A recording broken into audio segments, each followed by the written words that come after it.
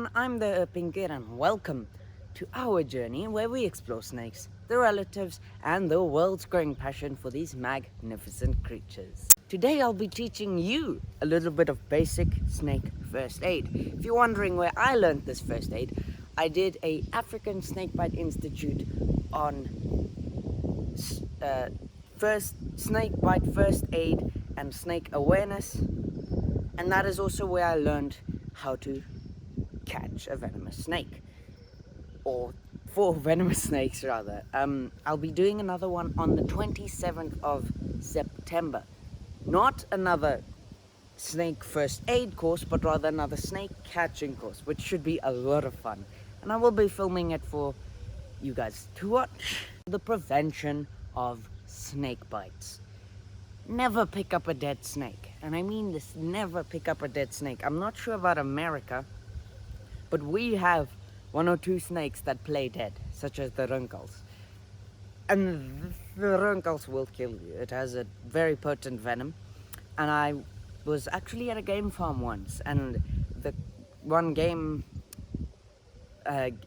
ranger told me that he actually, on one of his first rides, he encountered a runkles. He thought it was dead, so he decided, why not pick it up? He did pick it up, and it turned around and struck him. So that's pretty bad. Do not pick up snakes with your bare hands, because obviously they have more of a leverage and they can bite you more easily. And wear sturdy shoes, such as tackies, but preferably even fellies. You South Africans will know what that is. And long trousers when walking out into a bush. Then, do not step onto logs or flip over stones, because snakes like hiding in logs and under stones, so be very careful when doing that. First aid procedures for a snake bite.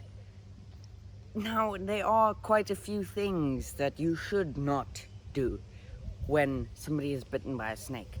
First off, never put on a tourniquet. Never, ever, ever. Tourniquets never help. It doesn't matter what snake it is. Don't do it. The tourniquet is basically a piece of cloth or something similar wrapped around your arm very tightly to prevent blood flow. Now, if this is a cytotoxic snake, it increases the chances of amputation, and chances are there's more venom already throughout. Cytotoxin, as I said, is one of the less deadly venoms. So, chances are, if you get to the hospital fast enough and get anti-venom, you will not die. And chances are you will also not, chances are you will get your arm amputated. It just is like that. If you put on a tourniquet, the chances increase of having an amputation. And with neurotoxin and neurotoxin and hemotoxin, it just doesn't work. Don't do it. It just makes everything a lot worse, believe me. Never do so. And if you accidentally put a tourniquet onto someone not knowing what to do, or you're in a panic, don't take it off. Let the doctor take it off, because they'll know what to do. Then, do not suck or cut at the wound. You cannot suck venom out. It's not how it is. It won't help. Even if you suck a little bit out, there's probably a lot more. So don't suck. It's just sucking on somebody's arm. It's kind of weird and gross. There's no point in it. Cutting there won't help either. Don't do it. Now, another thing is, don't use traditional remedies. They don't work. Despite what people tell you, traditional remedies almost never work in curing a snake bite, quote unquote, curing a snake bite. One of the traditional remedies is pour gasoline over the wound. Don't do that. Just increases your chances of dying because you've got gasoline in your blood flow. Don't do that. Then also, do not administer antivenom, cortisone, or an antihistamine as a first aid measure. Now you may be thinking, what? But why? That's how you cure a snake bite. That's how you make sure that a person doesn't die.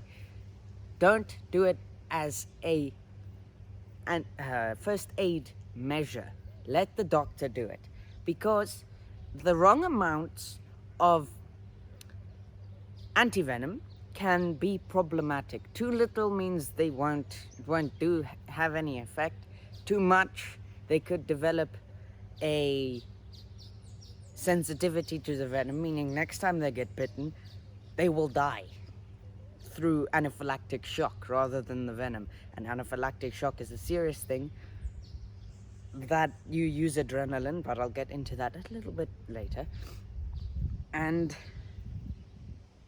yeah, so just don't.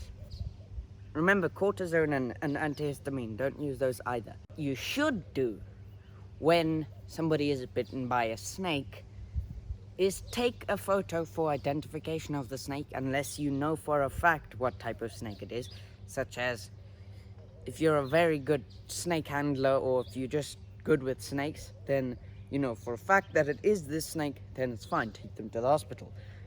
If not, take a photo, show it to the doctor, he'll probably know. I'm not sure if they're required to know, but I think they might be. Then immobilize and reassure the victim.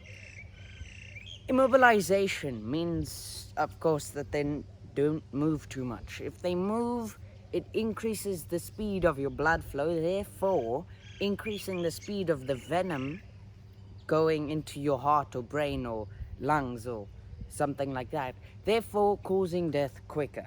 If you immobilize them, the venom travels slower, and reassuring them, same situation. And lastly, transport the victim to the doctor as soon as possible.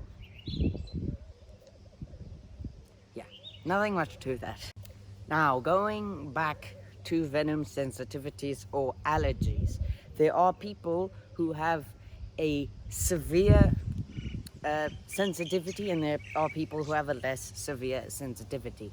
We're talking about the more severe sensitivity, such as the YouTuber Dingo Dinkelman. You've seen me talk about him a lot on this channel because he truly is one of my idols, but he has a venom sensitivity, a severe venom sensitivity, meaning if he's even bitten by one of the least venomous snake on the planet, such as a Bolivian water snake, for example. He almost died last year because of that. Normal people, if they're bitten, nothing would happen, literally nothing. But Dingo got bitten, and because of his venom sensitivity, he went into anaphylactic shock. Luckily, there was a medic nearby who knew how to administer antivenom. Not antivenom, adrenaline. Adrenaline is very dangerous. It's a very dangerous drug that can be used to stop anaphylactic shock. However, if it's too much is put in or too little, well, no, if too much is put in, you will die.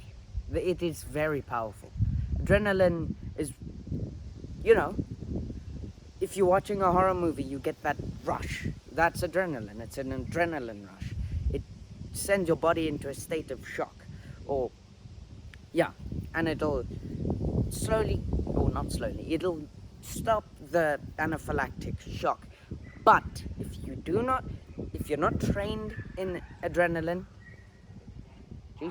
then do not administer it to anybody. It is very, very dangerous. Hit that like button if you enjoyed, and consider subscribing for more snake and animal content every Monday and every Friday. I'll see you next time.